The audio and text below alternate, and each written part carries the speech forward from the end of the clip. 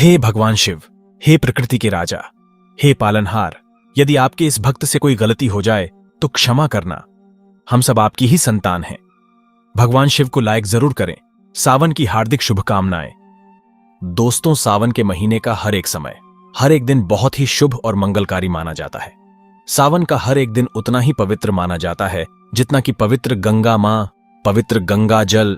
सावन का महीना भगवान भोलेनाथ की महाशक्ति का महीना माना जाता है और सावन महीने में जितना ज्यादा हो सके सारे कामों का त्याग कर अगर कोई भक्त विशेष तौर से भगवान भोलेनाथ को खुश करने में लग जाता है तो उसकी कुंडली के वारे न्यारे हो जाते हैं। साक्षात भगवान भोलेनाथ उसके जीवन में प्रवेश कर जाते हैं और भोलेनाथ का उसके घर में आगमन हो जाता है। इसी वजह से सावन का विशेष महत्व रहता है। विशेष फलों को देने वाला, विशेष बल प्रदान करने वाला, कुंडली को सुरक्षित रखने वाला मात्र सावन सोमवार का व्रत विशेष है। यहां तक कि सोमवार का व्रत रखकर, सावन सोमवार का व्रत करके मात्र कुछ ही पलों में, कुछ ही दिनों में हम कर्ज से बच जाते हैं। यहां तक कि भयंकर से भयंकर काल सर्प दोष भी दूर हो जाता है। यही वो समय है जिस समय भगवान शिव को जल अभिषेक करने से, पंचामृत अभिषेक करने से राहु दोष, मंगल दोष, शनि दोष, गरीबी का दोष और पितृदोष, काल का दोष मात्र सावन सोमवार का व्रत रखकर दूर हो जाता है। महाविशेष फल प्राप्त होता है। शिव प्रसन्न होते हैं। माता पार्वती तथा माता लक्ष्मी दोनों हाथों से धन की वर्षा करती हैं। और दोस्तों, इसी तरह सावन के बारे में बताया जाता है कि जिस प्रकार आप अच्छे कार्य करके भोलेनाथ को प्रसन्न कर सकते हैं, तो दूसरी चीज है कि सावन के महीने में कुछ चीजें करने के बारे में कतई मना किया जाता है। इन चीजों का अगर आप सावन के महीने में पालन करते हैं तो परिवार में खुशियां रहती हैं, अन्यथा आपको दुख की प्राप्ति भी हो जाती है। दोस्तों, आज हम आपको बताने वाले हैं कि कितना भी जरूरी क्यों ना हो जाए, चाहे मौत ही क्यों ना आ जाए, कोई आपसे इन चीजों को उधार मांगे तो सावन के महीने में भूलकर भी ये 4 चीजें किसी को भी न दे, अन्यथा आपके परिवार में कंगाली देखने को मिल सकती है। महादेव भोले भंडारी कालों के भी काल आपके घर का त्याग हमेशा के लिए कर सकते हैं, वो रुष्ट हो जाएंगे। दोस्तों, आगे बढ़ने से पहले अगर आप भगवान शिव से प्यार करते हैं तो सच्चे दिल से कमेंट बॉक्स में लिखे ओम नमः शिवाय, सावन की हार्दिक शुभकामनाएं और हमारे चैनल सब्सक्राइब करके इस बेल आइकन को जरूर दबाएगा और कमेंट में अपनी राशि जरूर डाल दीजिएगा। यदि हमारे पास कोई उपाय होगा तो वह आकर हम आपके कमेंट के रिप्लाई में बता देंगे। दोस्तों, आज के समय में उधार देना या लेना हर व्यक्ति के जीवन में जरूरी सा हो जाता है। कोई किसी को उधार देता है तो इस बात के लिए कि उन्हें उनके जीवन में अच्छी चीजें वापस प्राप्त हो सकें, तो इसकी वजह से वो उधार देते हैं।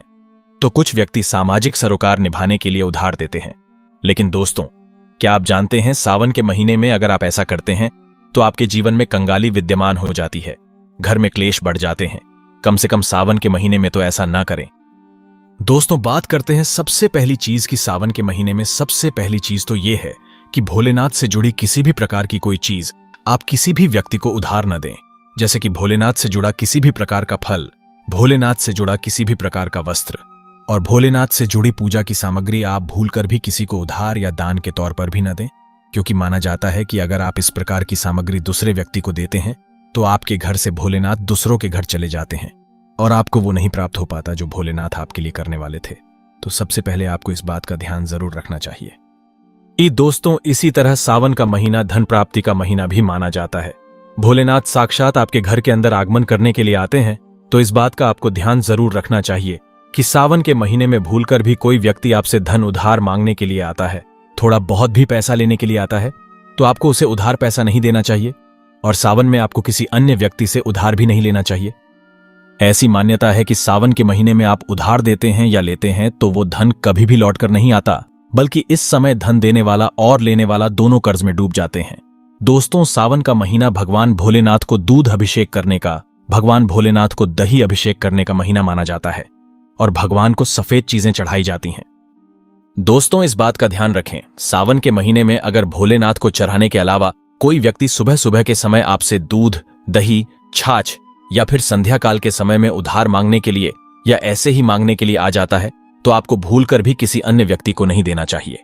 अगर आप भोलेनाथ को चढ़ाने के अलावा ऐसा कार्य करते हैं तो मान लीजिए आपके घर की लक्ष्मी दूसरों के घर चली जाती है और साक्षात भोलेनाथ के क्रोध का भी आपको सामना करना पड़ेगा।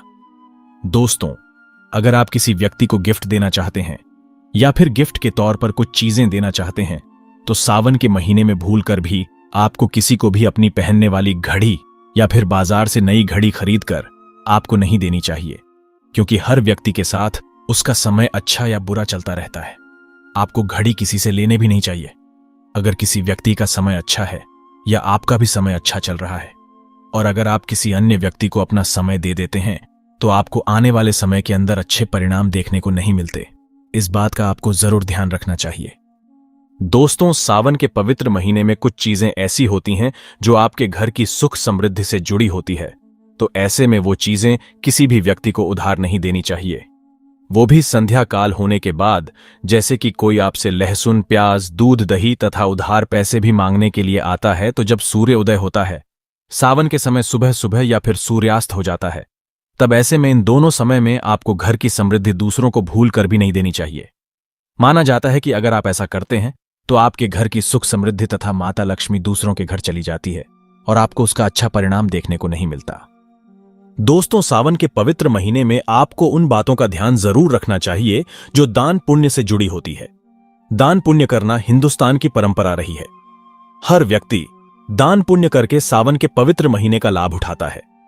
लेकिन सावन में आपको 2 प्रकार के वस्त्र न तो खरीद कर लाने चाहिए और न ही किसी व्यक्ति से लेने चाहिए और न ही किसी व्यक्ति को देने चाहिए। इसके अंदर पहली चीज तो होती है काले और सफेद कपड़े। आप विशेष रूप से ध्यान रखें, भूल कर भी किसी भी सुहागिन महिला को सफेद कपड़े उधार या फिर दान दक्षिणा के तौर पर नहीं देने चाहिए। माना जाता है कि अगर आप ऐसा करते हैं तो उसके वैवाहिक जीवन को यह प्रभावित करता है और उसके वैवाहिक जीवन में दुख आ जाते हैं, तो इसी वजह से इसका ध्यान रखना चाहिए।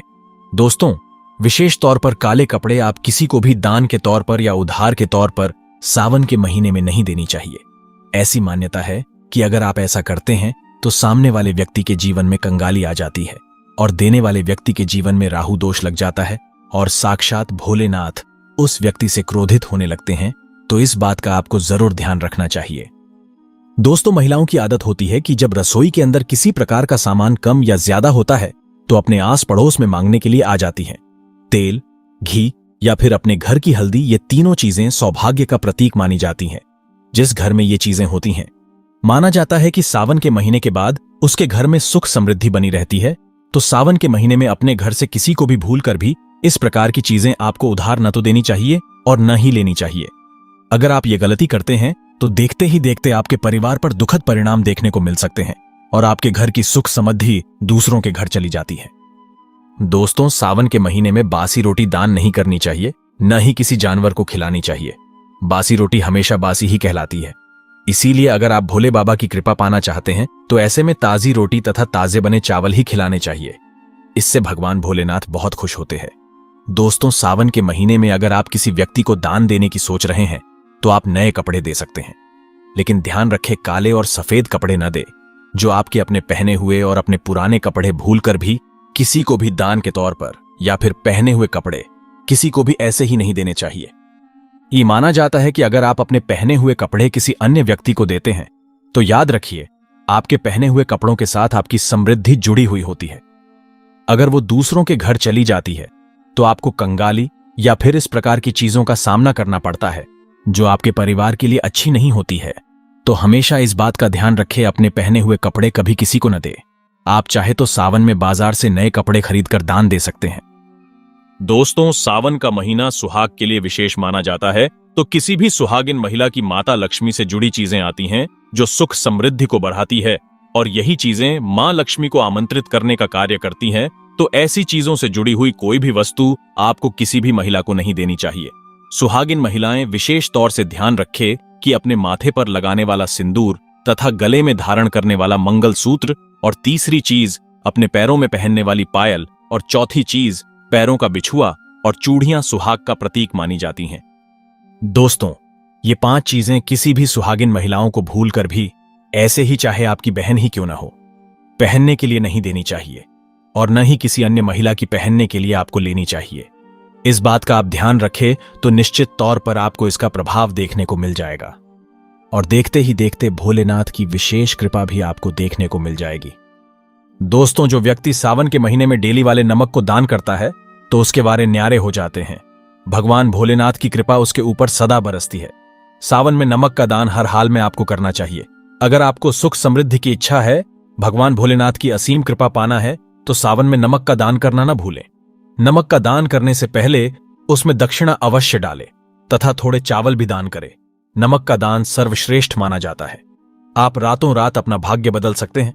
दोस्तों, अगर आप वाकई में भगवान शिव से प्यार करते हैं तो कमेंट बॉक्स में हर हर महादेव अवश्य लिखकर जाएं। भोले बाबा आपकी सभी मनोकामना अवश्य पूर्ण करेंगे। महादेव के लिए एक लाइक तो बनता है।